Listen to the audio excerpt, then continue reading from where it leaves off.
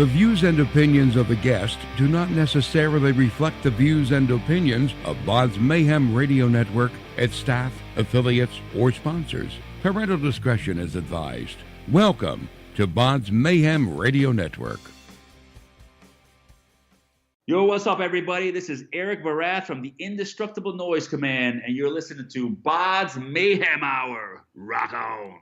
Welcome to BODS Mayhem Hour, your source for all hard rock, heavy metal, new metal, alternative, punk, horror punk, hardcore, rock, and all local bands, with your host, John the Bod, a.k.a.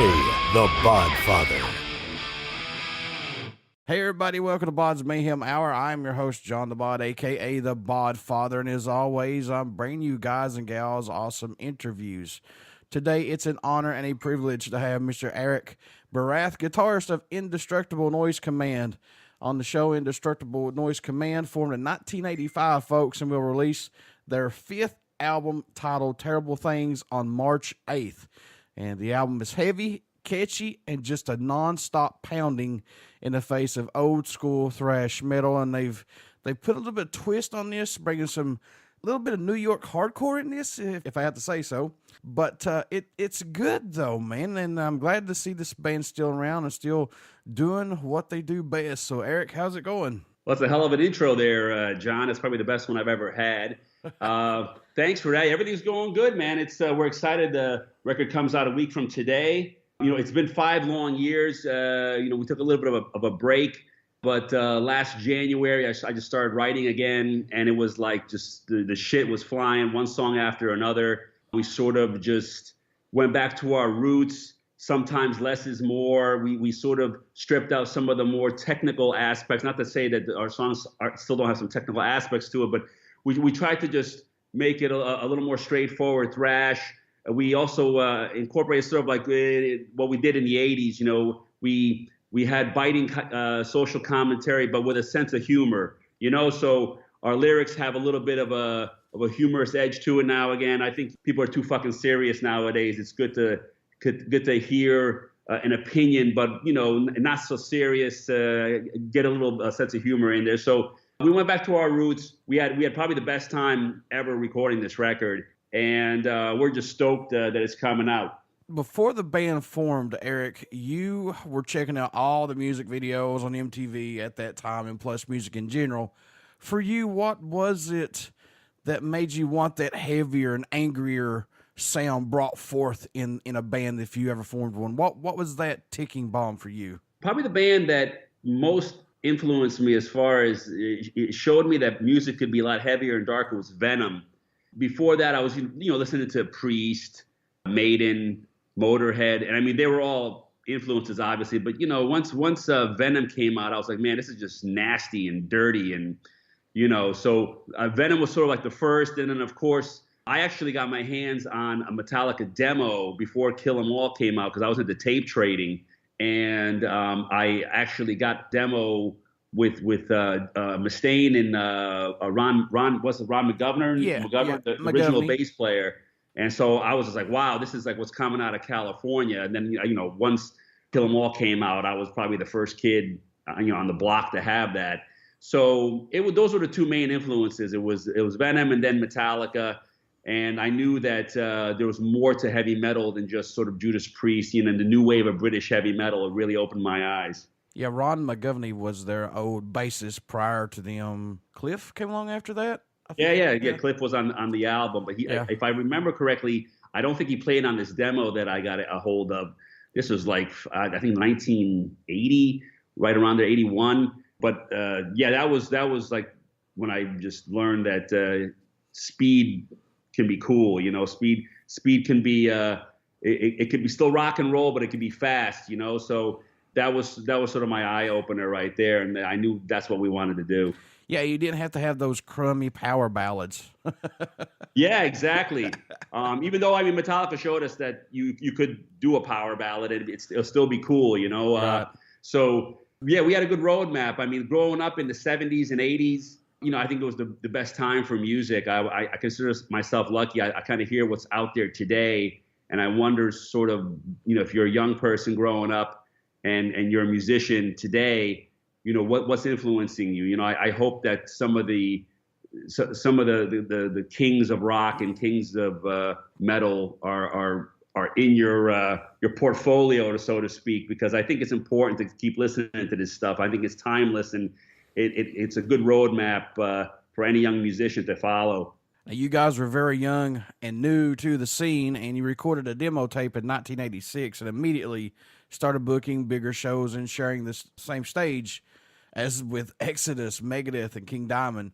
Being fairly new at that time and having quick success, it had to hit you guys pretty quickly. This is really happening. And also, less than a year later, man, and only 6 months after that, after your graduations, you guys got signed to Giant Records to begin work on your first full-length album, Razorback.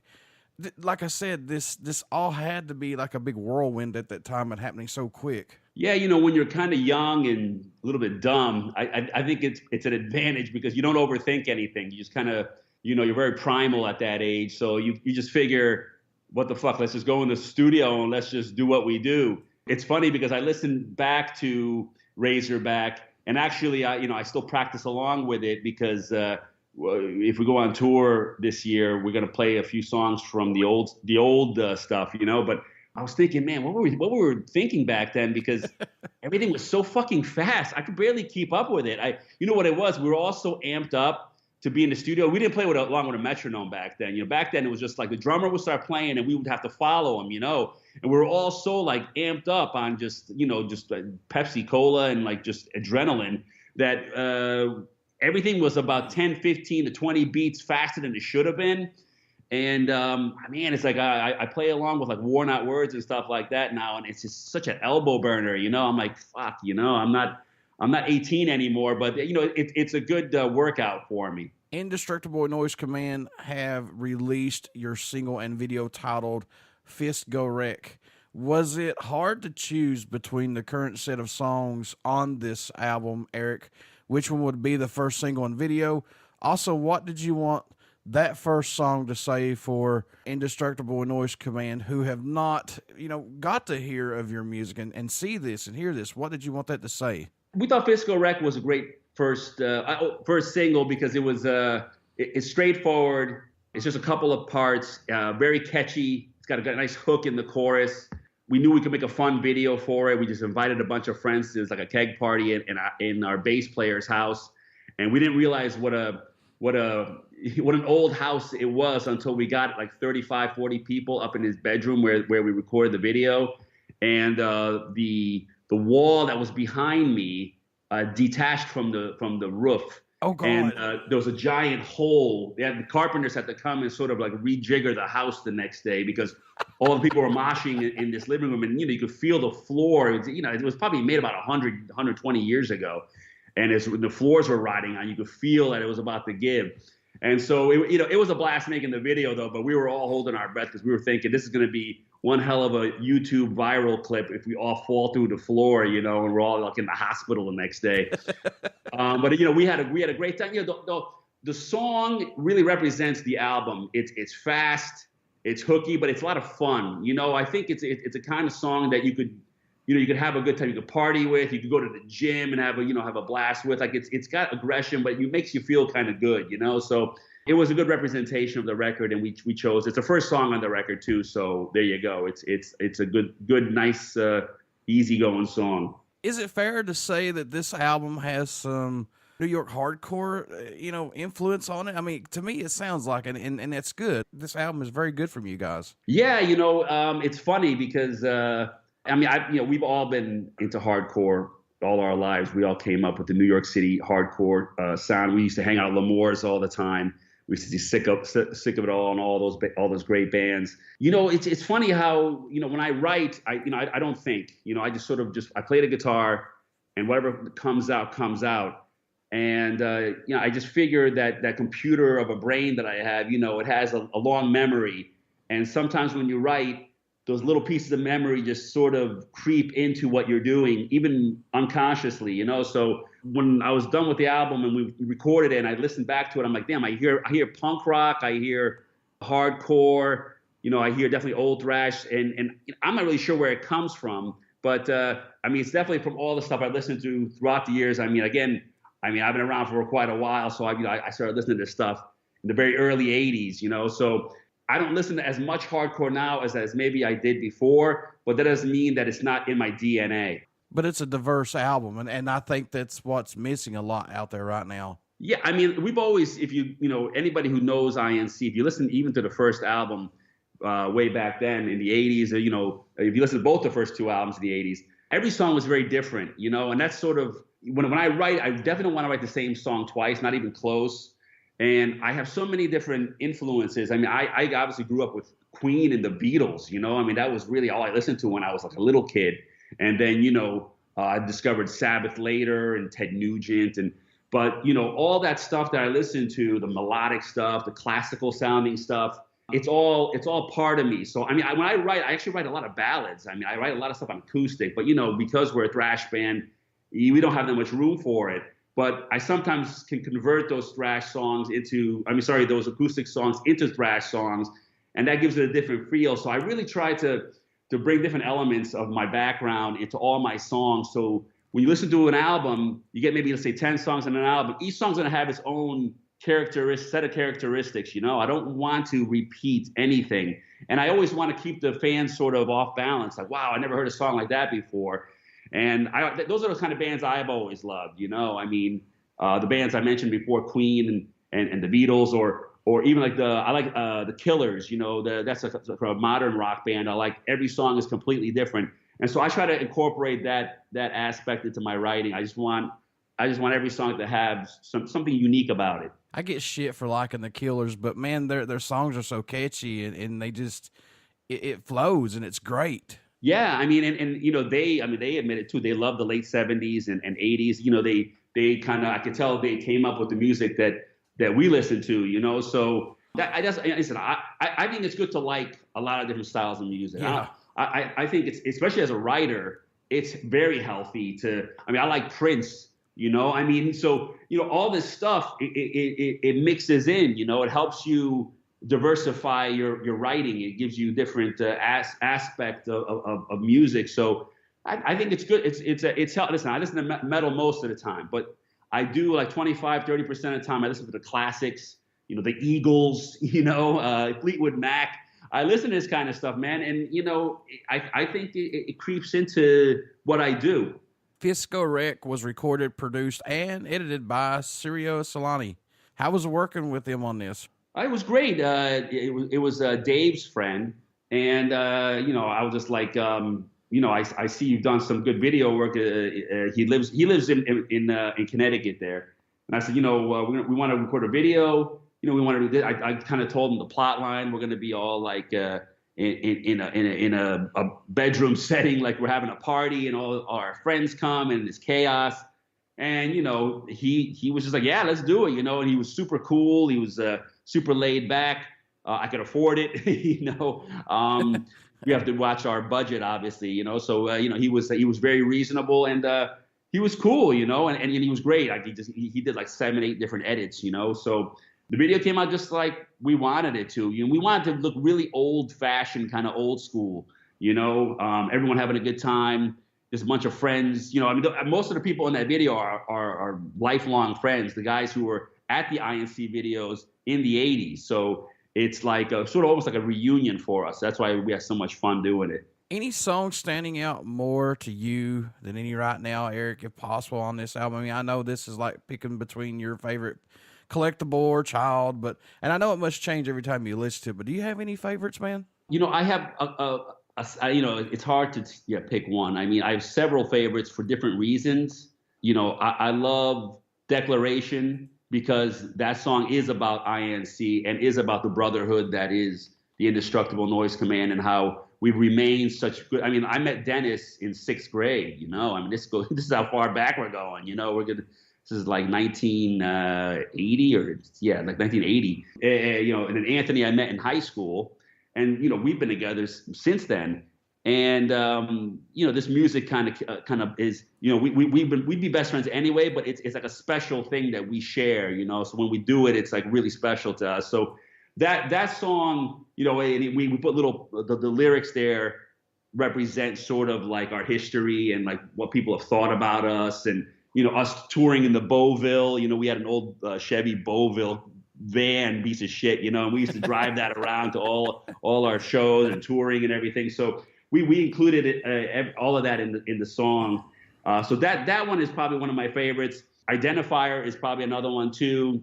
That one is the only sort of semi-political song we have. That's sort of about the 2016 elections and about the insanity that ensued afterwards. So I wanted to kind of poke fun at it because I kind of think it's amusing. So that one is semi-political, but like in a fun way. And the song has a good kind of punk rock feel to it. I'm a big fan of the Hives. I don't know if you're familiar with the Hives. Yeah, sure am. But when I listened to the song when it was done, I kind of was like, you know what? I think all those years of listening to the Hives, I think some of that punky, especially the end of it, kind of reminded me a little bit of the punk influence that I have from all the bands I listen to, like the Hives. So yeah, so those two are probably near the top of my list. And I also want to give a big shout out to you guys for giving first responders, especially firefighters, a nod that you guys did a song for them. So kudos to you guys, because they go into some shit that some folks won't do. Well, yeah, for your listeners, the vocalist Dennis and Anthony, the guitar player, they're both firefighters. So, they've been firefighters all their lives. And there was a tragedy at Dennis's firehouse. One of his brothers died in a fire that he was, I don't know, he wasn't at the fire, but I think he was, he wasn't working that day. But anyway, after his coworker had passed, he wanted to write a song for all those that, risk their lives, and some of them that don't make it. And we actually haven't officially released it. We're thinking about releasing it later this year and selling it for like $2, and then all the money that comes in will go to a charity. They're picking the charity now. So we're going to do some charity work later this year. The song's Beneath the Smoke. It is on our Facebook page, but we're gonna officially release it a little bit later in the year. I was a firefighter for 2 years. I was a volunteer firefighter, and the training and stuff that I had to go through and see what they go through is just insane. I mean, I had to crawl through a building and I couldn't see nothing. I had to grab onto my partner's leg in front of me and follow. That's the only thing I had to follow. Was follow him. And you have to remember, like, if you go in through let's say you go into a home and then it succumbs to smoke, you have to remember your way out, because you're blind. And that's where people get into trouble. It's, if you can't find your way out and you go the wrong way, and you go towards a very dangerous part of the home. So those guys, those guys are busy. Dennis and Anthony's firehouses are busy. And Dennis is especially, he probably has the busiest firehouse probably in Connecticut. I mean, he's in a bad section of town. There's fires all the time. There's video and images of him carrying people on his shoulders down ladders. I mean, it's just, they're real heroes. And, the fact that the fact that they do what they do, I mean, the band and all that is a lot of glory, but it doesn't come close to what those two guys and every firefighter in America have to go through every day. You go in, you don't know if you're going to come home to your family. So God bless them, man. That's a job. I don't know if I could do it. Yeah, like I said, I was a volunteer firefighter for 2 years, and I just had to drop out because it was just a lot of stuff, man. And I agree with you. Kudos to the ones who can actually do this, because it takes a special kind of person to do it. That's for sure. Yeah, for sure, man. You guys self-produced this album, plus you've done it quite some time now. Do you guys like this, to have the freedom to produce it when you want to, record when you want to, things like that? It's probably me being a control freak. When I write, I have sort of a specific like roadmap in my head, and I know exactly what I want to do and how it needs to sound. And I'm not saying I couldn't work with a producer, but I really like the freedom of just, I haven't, I'm fortunate that because we've been doing it for so long, the boys in the band trust me, even when I sometimes give them an idea, because sometimes I record sort of like the skeleton of a song, and they're like, I don't get it. I'm like, listen, I hear it in my head complete. Trust me. All right. And they're like, all right. So I have complete freedom to write and I produce the songs. And but those guys put input too as well. We have a good system going here. And listen, it would be interesting to work with like a big name producer. I think that I'd probably be able to do it. Like I said, though, I'm very sensitive. I mean, that's my children, these songs, and I always get a little sensitive when someone wants to like make big changes and completely change the feel of the song. I feel like they're completely changing what came from the heart. So it would be interesting if I would work with a producer. But I do like the freedom we have now, and it's working. So we're probably gonna keep doing what we're doing. If it ain't broke, don't fix it. Yeah, exactly. I mean, my producers are fine, but I think when you've been doing it for a while and you know who you are, I don't know. I think producers are better for younger bands that are trying to find themselves. Probably when we first came back in 2010 and we did Heaven Sent Hellbound, we were a little bit lost there. We had come back for 20 years of hiatus, and we didn't exactly know, like, are we still a thrash band? Are we maybe a power metal band? Are we, what are we? And the album, you could hear it. We were a little bit like, going this way, going that way. We probably could have used a little bit of a production there, a producer telling us, hey, let's stick to this. But after that album, I kind of got into the groove, and Blackhurst Serenade was more cohesive. And this one, I think now we're on the road, and we know where we're going from here on in. What do you hope everyone takes away from this new album, or message you hope they hear while listening to it, or just any Indestructible Noise Command's music in general, EriK? What do you hope they get from it? I just hope that people, hear it and they think, wow, man, these guys, after all these years, they keep getting better. That's the way I feel, and everyone in the band feels that too. Dennis, I mean, his vocals are doing things that he's never done before. I mean, he's singing higher and stronger. And, a lot of bands who've been around for a long time, they kind of hit a certain plateau and then they kind of just level off. And we always feel that we need to push ourselves. I always feel like let's kick it up 2 notches. Let's show them that even though we're all in our 50s now, early 50s, by the way. But we all broke 50 now. And we want to show that, hey, we can still hang with the best of them, that we're relevant. Even though it's kind of old school thrash, I think it still has a modern flavor to it. Where we're not completely out of touch. I think we proved that we belong. So who did the artwork for Terrible Things? Because I like to give a shout out to the artists who do the artworks, because I don't think they get enough respect on this, man. Oh, yeah. Let me find his name real quick. I apologize. He's in Indonesia. I bumped into him actually on a message board, and he was posting all his art, and I was like, damn, man, you got some really good shit. And I went to his Facebook page, and it was filled with really cool stuff.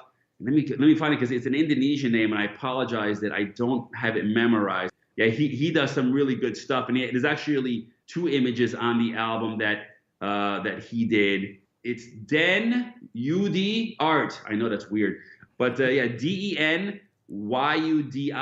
So Den Yudi Art, and he does a lot of death metal logos and artwork. But he had this sort of cool little Grim Reaper with a death mask, and I was like, boy, that really fits Terrible Things.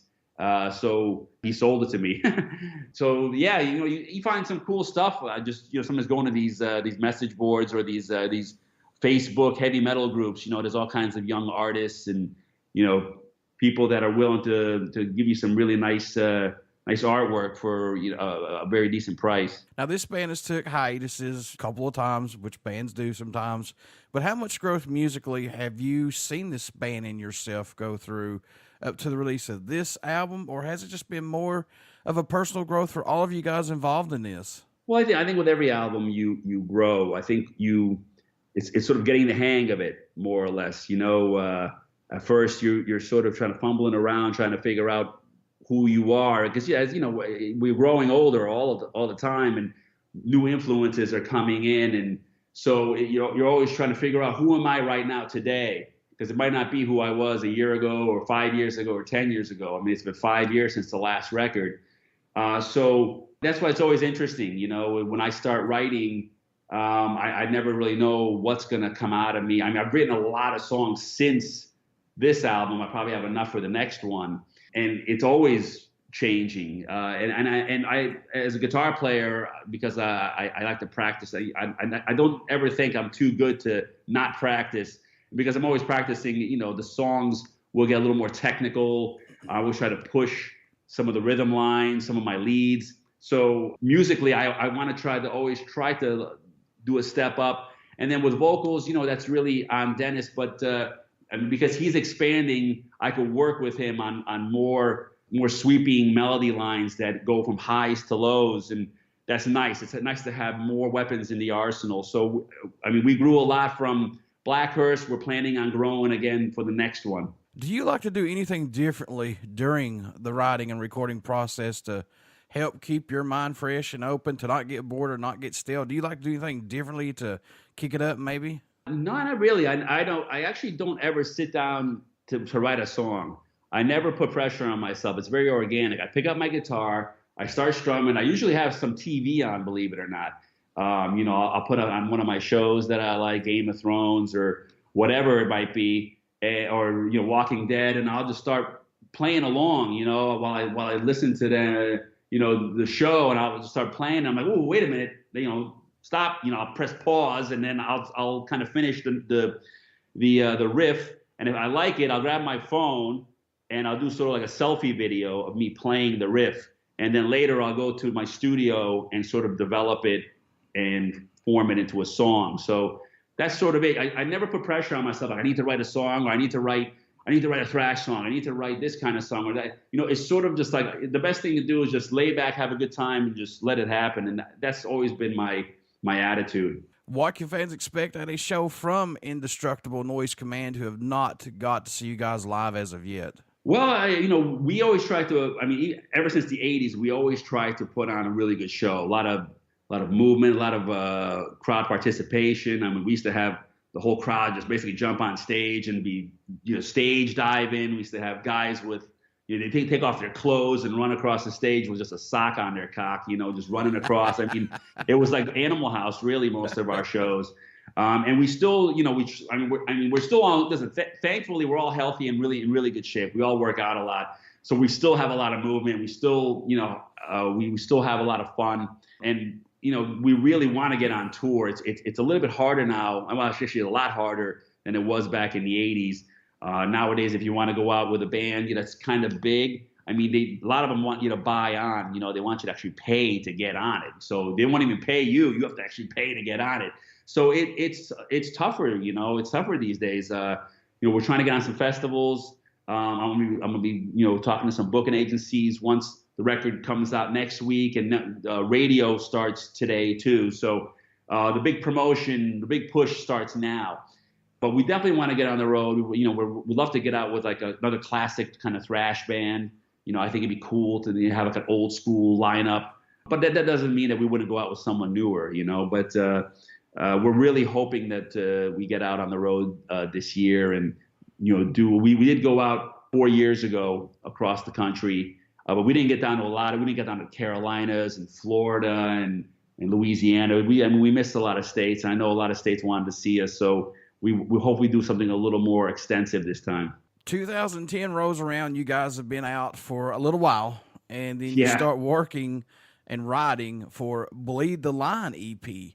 You started getting a lot of buzz on this, man, and then when the single God Loves Violence was released again, you had a lot of fans and folks digging this. So it seems like you guys have a huge following, and I'll just say this right now, when you have a style of music that fits and it's that niche for folks, you're going to get this. But it seems like you guys could go away for 20 years and come right back, and then it's like you guys never left. Well, yeah, we were pretty surprised that people remembered us, I guess, because when you come up in the 80s, you don't really have what you have now. You have social media, and you have kind of a rough idea, like, oh, we have 5,000 followers or 50,000, or, and you get feedback from them. You post something and people leave comments and everything. Back then, you didn't have anything, you just practiced in your garage or wherever it was, and you went out to shows, and then you went back to your garage again, So you didn't really know past, the borders that you played, because we were really big on the East Coast. We played all up and down the East Coast a lot, but we didn't know what we were doing.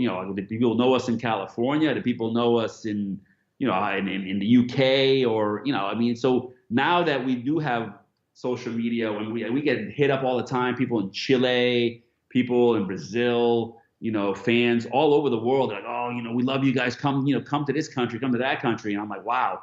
I wonder how many records we sold. And we have no idea. I mean, I know that we sold at least 10,000 of the Visitor, because that was the budget for the Visitor. And, we actually got a royalty check before we left the record company. So obviously we've sold some records, but you just never know, because of how things were in the 80s. You just don't know how big your following is. And of course, it's a lot of people when you're gone for 20 years.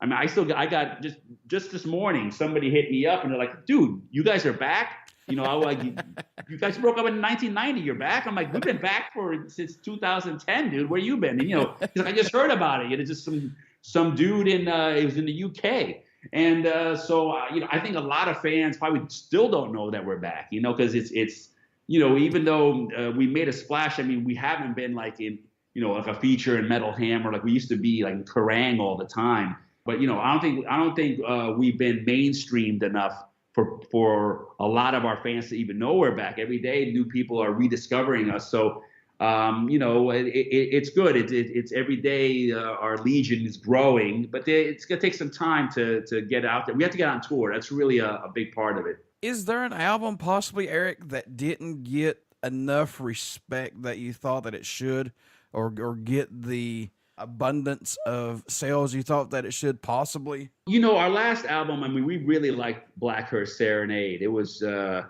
really good album. It was a huge step forward for us. It was a themed album. It told a story. Each song had its own kind of feel.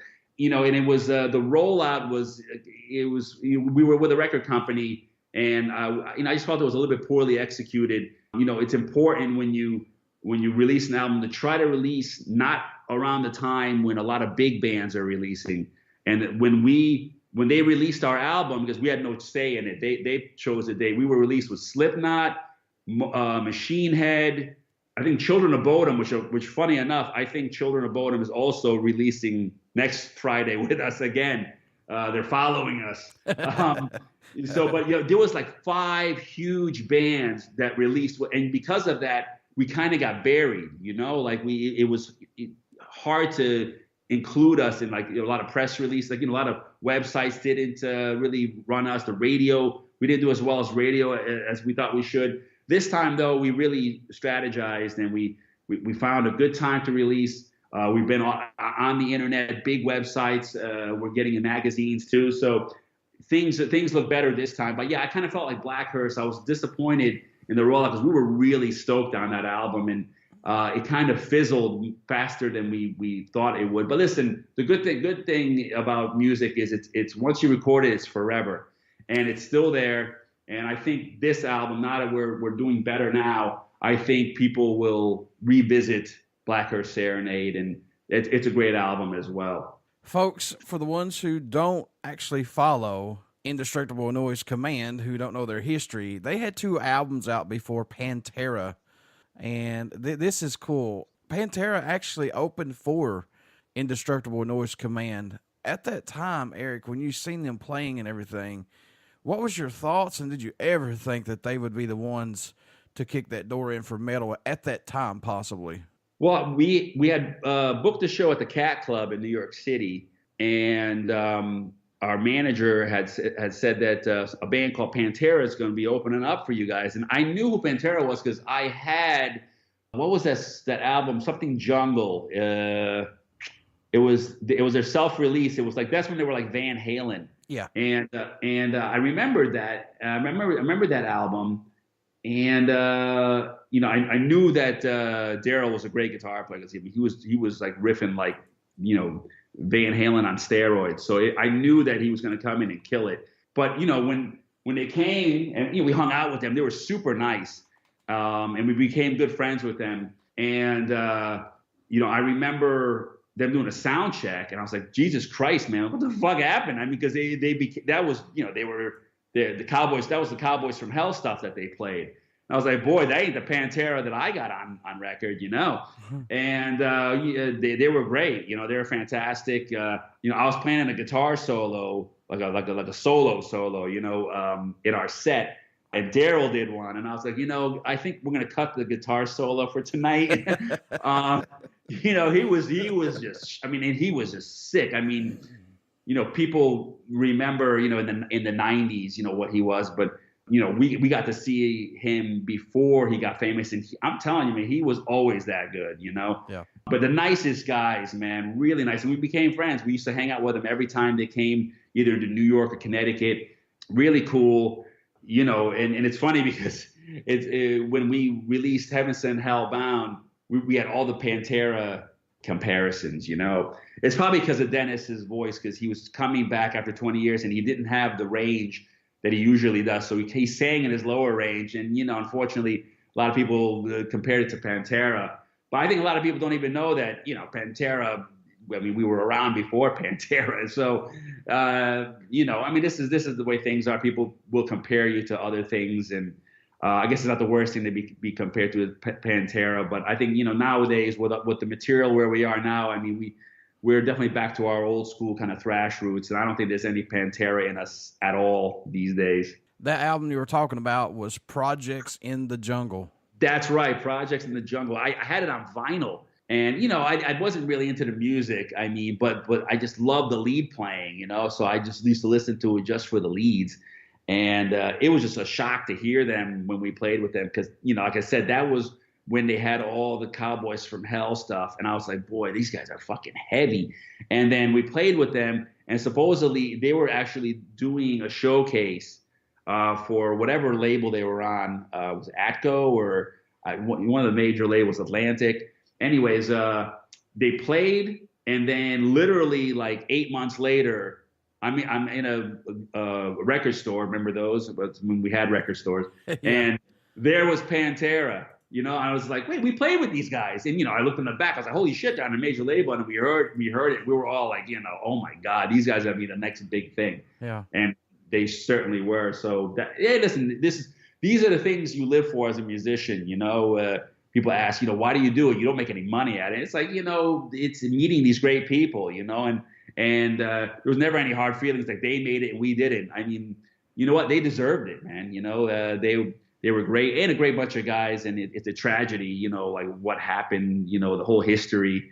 But yeah, I mean, that was just one of the great stories that, you know, we can tell, you know. I mean, we met so many interesting people from King Diamond, and we played with Testament and, you know, Megadeth back in the early days, and Exodus. We almost got booed off stage when we played with Exodus. That was one of our first shows, actually. We're still in high school, and that was Bonded by Blood. I believe it was Bonded by Blood, yeah. And we played. I mean, people were throwing toilet paper at us, giving the finger, and we didn't know how to handle it. We were a bunch of like teenagers. We were like, ah.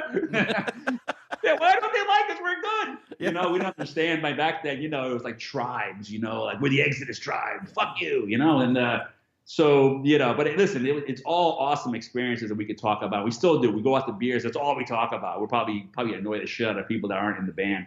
But, you know, it's the kind of things that bonds us, and it's just some cool stories to have. Do you like the digital era that we're in right now of getting albums out quicker? Plus, now we've got social media to reach out to more folks who have not got to hear of you guys. But do you like this? Because, I mean, it kind of takes away the promoter aspect away from this in a way.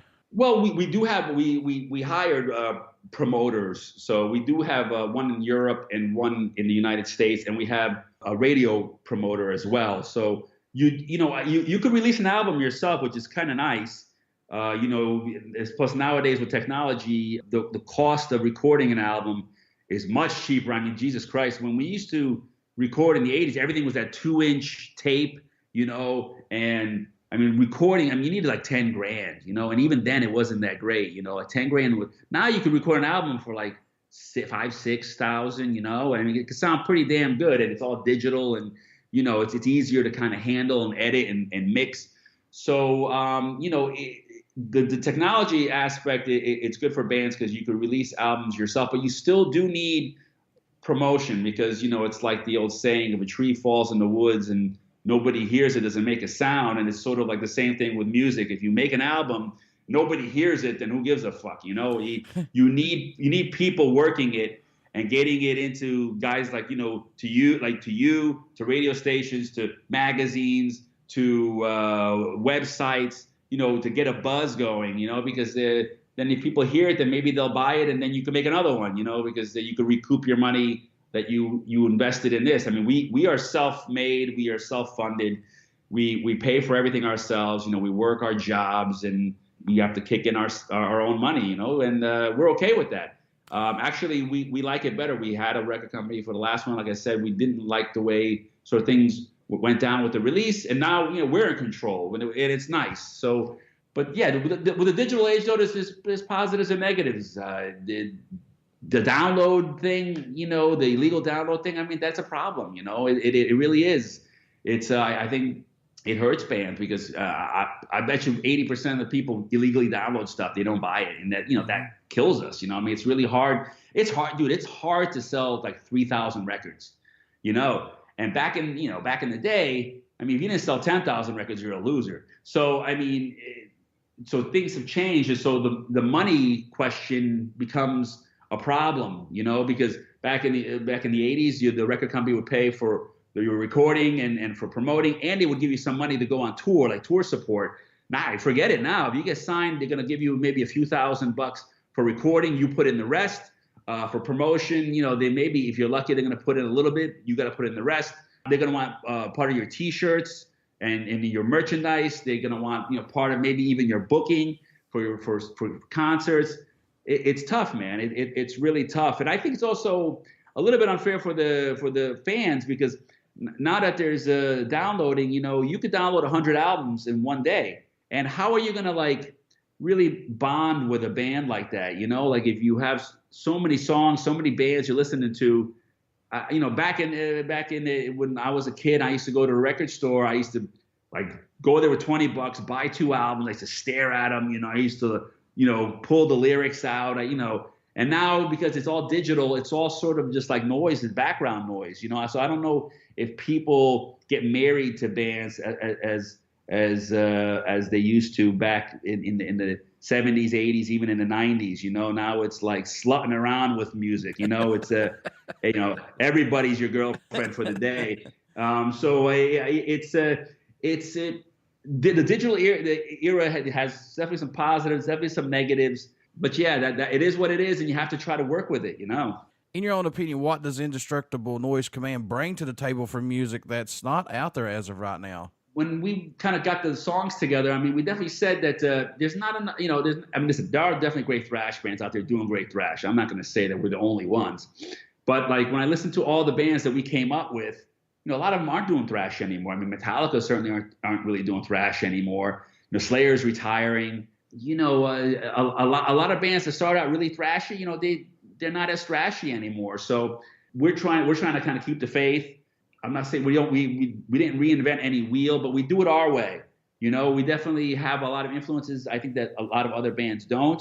With a lot of harmonies. There's a lot of melody mixed in with the thrash, so it's not just screamoid all the time. It's not just screaming and grinding and everything. We try to bring the music with it. We try to make it a little more melodic. I think that's our strength. And again, I think that comes from where we come from, listening to all the melodic stuff in the 70s and early 80s.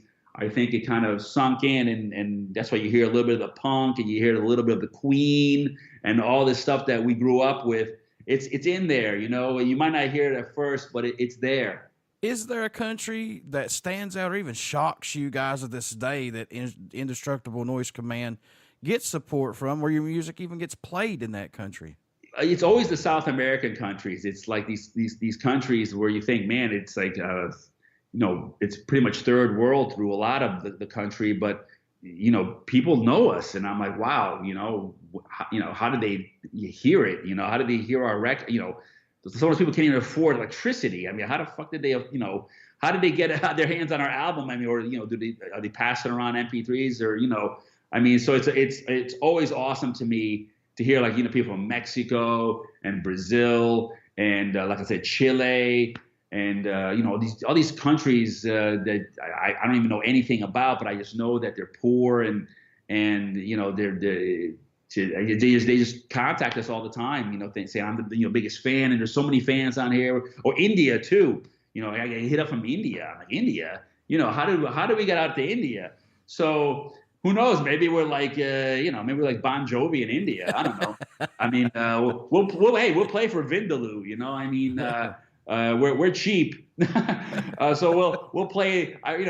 Sometimes some of these bands, like Manowar, Manowar never really made it in the United States. They were always kind of a small band, but in Europe they're like gods, so they play like stadiums over there. Maybe India is our thing. We could play like stadiums over there in front of 100,000 people, and who knows? Maybe that's our ticket in.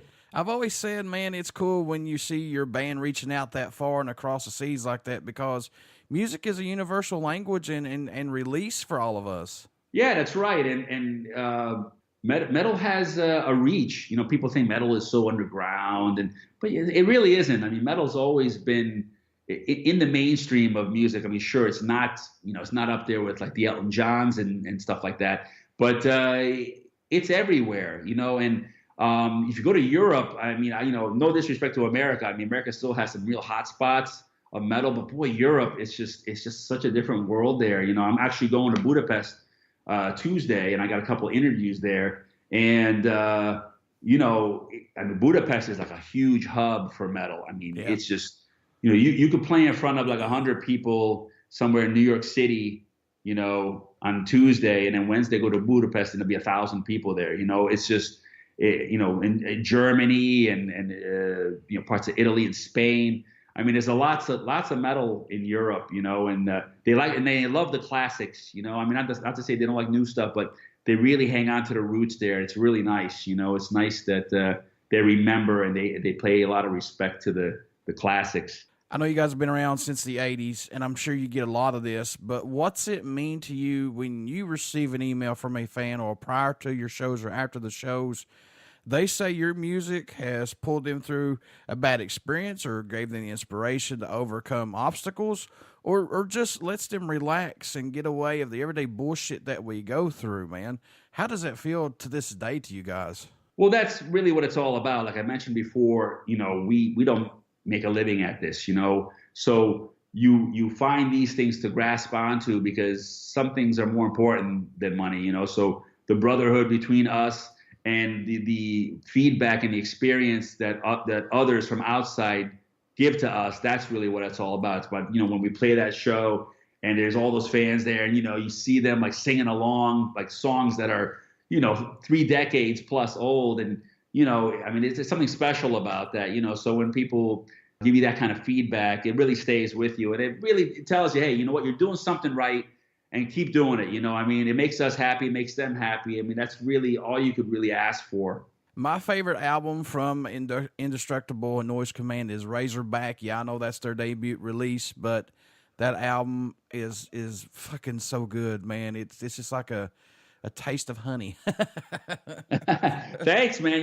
It's funny. That actually seems to be the favorite album for most hardcore Indestructible Noise Command fans. And it's funny because that album is so raw. Yeah. Maybe that's why it works. And, we had a tiny budget. And again, back then in the 80s, it was expensive to make a record. And we got, I think it was $3,000. And $3,000, I mean, even today, $3,000 is really like, so we had our demo that we paid for. So we had the song INC on there. And I think Fist from the Mighty and maybe Worn Out Words. There was a few songs on there. And then we had to record the rest with the $3,000.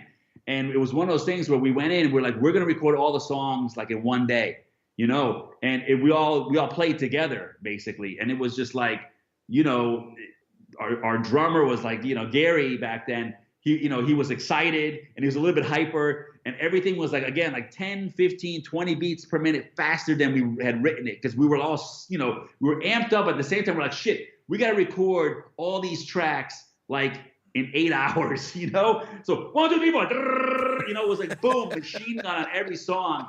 And, I don't know how, like, we didn't leave with tendinitis for life.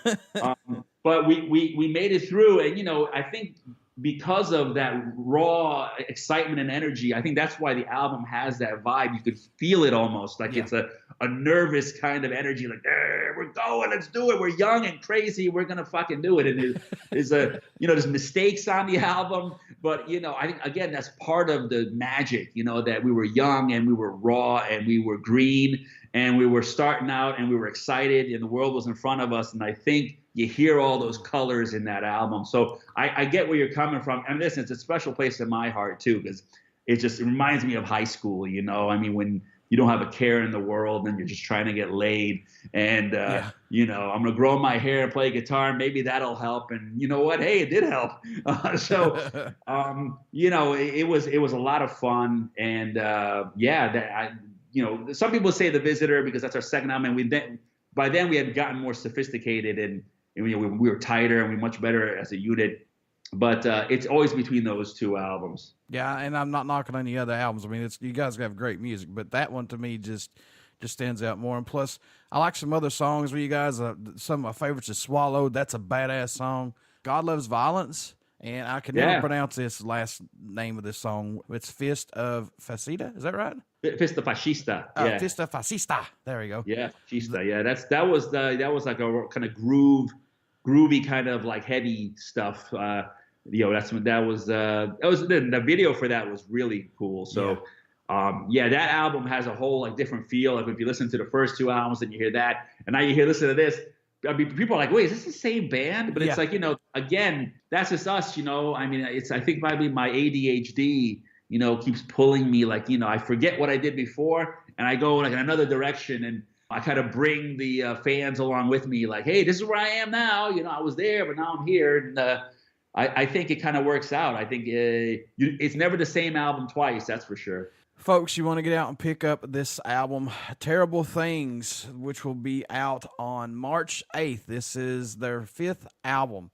So you want to get out and check this out. And plus, check out all their music. I mean, it's good stuff. You cannot go wrong with this band. And I can't say that enough because we're missing out on a lot of great bands that are still around. And thankfully, they're still around because this can end in no time, the way the music industry is these days.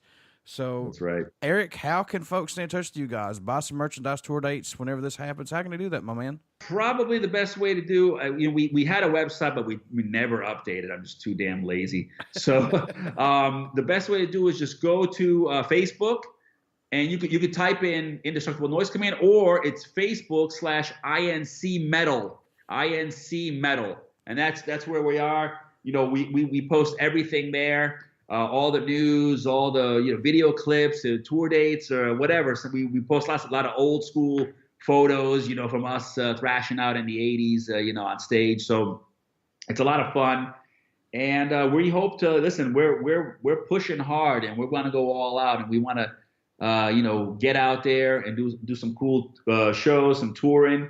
So definitely stay tuned, man. And we appreciate the support from you. You know, we need like another couple million just like you, and we could be playing coliseums or something, you know. So the people that stuck with us from the beginning, those are our most special fans, you know, because the fact that you guys remember us after all these decades is it's quite an honor, and we really appreciate it. You're very welcome, my good friend.